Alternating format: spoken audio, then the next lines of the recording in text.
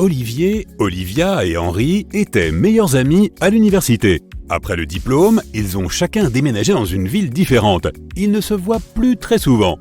C'est pour ça que cette année, ils se sont promis de se retrouver pour aller camper.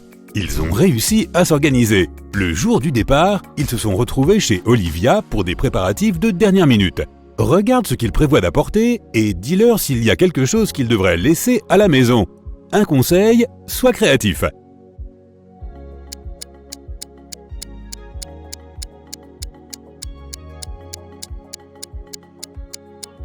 Regarde, tente, carte, crème et lampe sont tous des mots à 5 lettres. Mais chaise à 6 lettres. Nos amis devraient la laisser à la maison. Les voici prêts à partir. Leur route prévoit la traversée d'une forêt très dense. Les habitants du coin disent qu'un magicien y habite et qu'il n'est pas spécialement amical ni très gentil. Mais nos 3 amis ne font pas attention à ces rumeurs. Tout le monde sait que la magie n'existe pas. Soudain, un mur de feu bloque leur chemin. Parmi les objets que nos aventuriers ont apportés, quels sont ceux qui peuvent les aider à éteindre le feu ?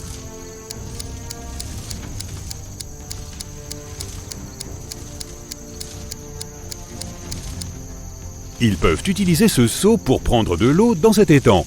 Mais ce n'est pas suffisant pour éteindre un tel feu. Ce tuyau est inutile, on ne peut l'attacher nulle part. Nos amis devraient plutôt utiliser cette pelle et couvrir le feu de terre. Ils poursuivent leur chemin et il commence à pleuvoir. Ils repèrent une grotte et vont s'abriter à l'intérieur. Mais dès qu'ils entrent, la grotte se referme derrière eux. Ils se retrouvent face à 3 tunnels et seul l'un d'entre eux les mènera vers la liberté. Le premier tunnel est plein de crocodiles qui n'ont pas mangé depuis 2 ans. Dans le deuxième tunnel, il y a un lion qui n'a pas mangé depuis 2 semaines. Le troisième tunnel conduit à un désert ardent. Quel tunnel nos amis devraient-ils choisir ?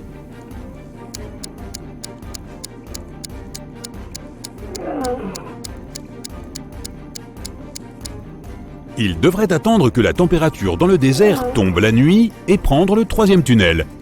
En ce qui concerne les crocodiles, oui, ces animaux peuvent survivre jusqu'à 2 ans sans manger. Les lions aussi peuvent survivre jusqu'à 2 semaines sans se nourrir. Étrange ce voyage. Olivier, Olivia et Henri sortent de la grotte et se retrouvent encore dans la forêt. Soudain, ils se retrouvent en plein milieu d'une catastrophe naturelle. Quelle catastrophe devraient-ils choisir pour avoir plus de chances de survivre ? Une tornade, une inondation ou une tempête d'éclairs ?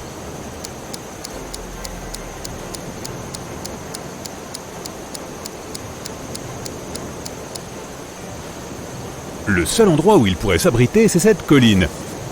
Mais c'est une très mauvaise idée en cas de tornade ou de tempête d'éclairs. Ça signifie que l'inondation serait la meilleure option. Une fois montés sur la colline, le ciel s'éclaircit et le soleil revient. Nos aventuriers décident de continuer leur voyage.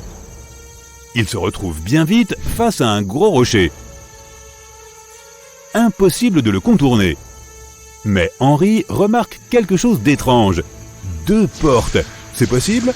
Soudain, 2 gardes de pierre apparaissent de nulle part. Nos amis comprennent bien vite que l'un des 2 gardes ne sait que mentir et que l'autre ne dit que la vérité. Derrière l'une des 2 portes se trouve un chemin sûr, derrière l'autre se trouve un terrible danger. Les amis ne peuvent poser qu'une seule question aux gardes pour savoir quelle porte choisir. Quelle question devrait-il poser ? Si je demandais à l'autre garde quelle porte choisir, qu'est-ce qu'il dirait ?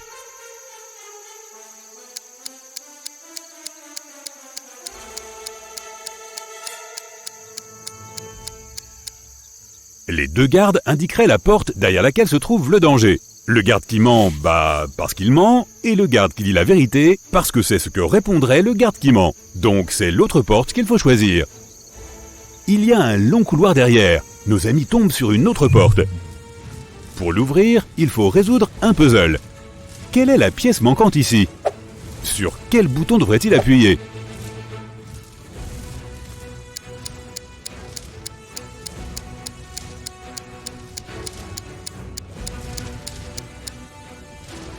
Celui-ci.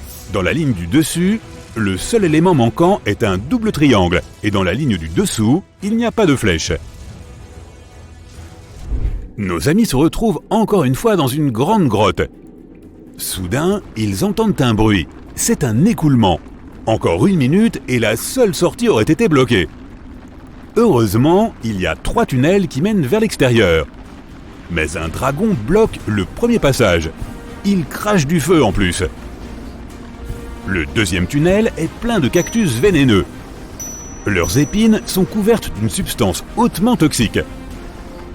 Dans le troisième tunnel, nos amis aperçoivent les yeux rouges de loups affamés. Quel tunnel devraient-ils choisir ?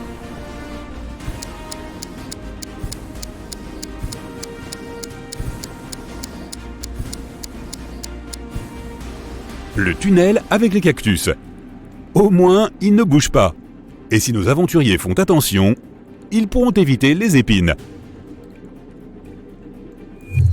Enfin la liberté. Ou pas ? Un homme se matérialise devant nos amis. Il porte une cape noire et un masque. Il a l'air en colère. Vous avez réussi à éviter tous mes pièges. Mais voyons voir si vous survivrez au prochain défi. Soudain, nos amis se retrouvent dans les airs, la tête en bas. Leurs jambes sont attachées. Sur le sol, sous la tête d'Olivier, il y a des serpents venimeux. Sous la tête d'Olivia, il y a un feu. Et sous la tête d'Henri, il y a des scorpions. Comment vont-ils pouvoir s'enfuir ?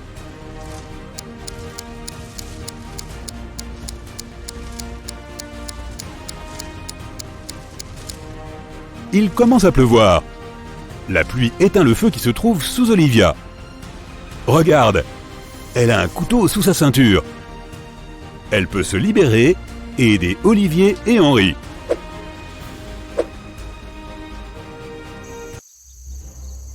Nos aventuriers sortent le plus vite possible de la forêt. Après tout, il commence à faire noir, mais impossible de se repérer. Soudain, Olivia pousse un cri. Elle remarque un homme caché dans les buissons qui les observe. « Ne vous inquiétez pas, je ne vous ferai pas de mal. Je veux vous aider à sortir de cette forêt, mais vous devrez résoudre quelques énigmes. » Difficile de refuser. Aidez-moi à trouver la réponse. S'il pleut à minuit, est-ce que je peux m'attendre à ce que dans 72 heures, il y ait du soleil ?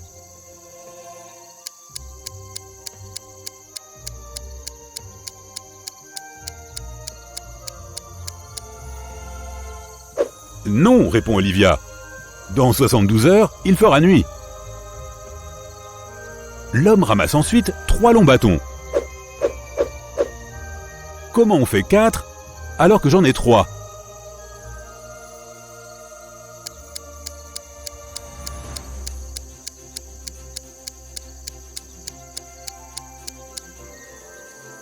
Henri trouve immédiatement la réponse.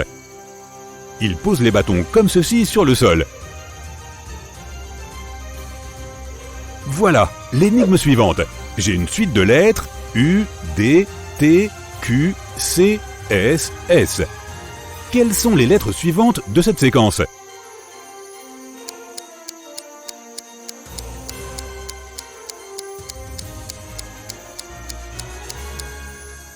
Olivier devine très vite. Ce sont les lettres H, N, D. Il s'agit en effet des premières lettres des numéros de 1 à 10. L'homme n'a toujours pas fini avec ses énigmes. Il y a un pont de 2 km de long. Il ne peut porter que 2 tonnes à la fois. C'est précisément le poids du camion qui le traverse. Le camion arrive au milieu du pont et s'arrête. Soudain, un colibri se pose sur le véhicule. Le pont va-t-il s'effondrer ?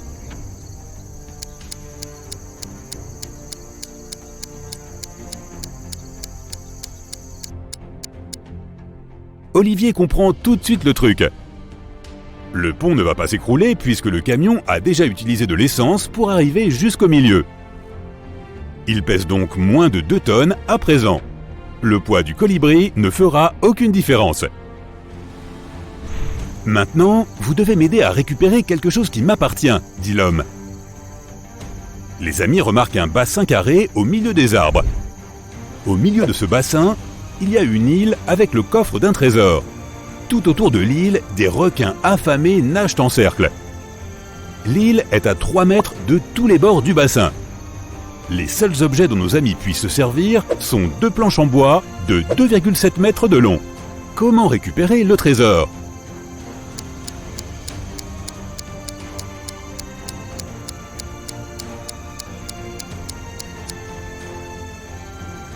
Ils doivent placer les planches comme ceci. Enfin, l'homme paraît satisfait. Il montre à nos aventuriers le chemin pour sortir de la forêt. Mais où vont-ils aller ensuite? Ils sont un peu perdus. Après avoir erré pendant quelque temps, ils se retrouvent face à un carrefour. Malheureusement, les panneaux sont tombés. Olivier les ramasse et lit « Vers la forêt magique, vers la côte, vers la ville de Blanche-Baie ». Comment peuvent-ils choisir le bon chemin?